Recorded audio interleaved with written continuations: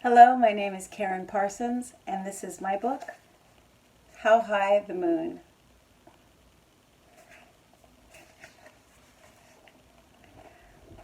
Ella. What was I thinking leaving home with no shoes? Running down our driveway and onto the packed and dry dirt road, I hardly noticed my bare feet. I'd heard Granny calling after me, but the words didn't make sense until I'd already turned off into the woods toward the creek, where the fallen blackberry brambles and knobby tree limbs stabbed and scraped. "Ella, your shoes! Your shoes!" she hollered after me. I tore through the woods, my legs trying to keep pace with my pounding heart. Later at home, I'd discover scratches and cuts covering my ankles and the soles of my feet. One cut was so deep I'd leave a trail of blood across the porch and clear on into the kitchen. But I couldn't feel none of that now. There was just my good news. I was finally going to live in Boston with Mama. I pushed a low poplar branch out of my way and arrived at Creek's clearing just before the water's edge. I'd almost lost my hat twice on the way to the creek. It blew clear off my head. Dirt and broken leaves clung to the dark felt, making it dusty and gray, and I beat at them till they finally came loose. No one in Clarendon County had a hat like mine. A Stetson Cavalry. I'd found it in the woods, caked in a layer of dry brown earth. The black felt didn't have a single nick or worn patch. The gold braid round the brim wasn't frayed at all. I'd taken it home and cleaned it up good as new. Still, some folks took issue with me, a girl, sporting such a hat. I paid 'em no mind. I was my own boss and did things my way, just like my mama. I spotted Henry below, ankle deep in the water with his trousers rolled up, bouncing his fishing line up and down. He insisted it made the big fish take the worm for a sick fish that was easy prey. Heck, how would he know? He never did catch nothing.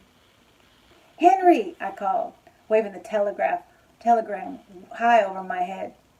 "Come stay with me in Boston," is what it said. Stay. She didn't say visit. She said come stay. Still, I knew it was a trial of sorts.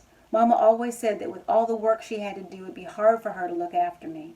I was going to need to prove to her that I had grown up enough to take care of myself. "It wouldn't be fair to you, Ella," she'd said before, "but one day you'll be big enough." And now, that one day had come. I'd show Mama that I could cook and clean and even make life easier for her. I was grown now.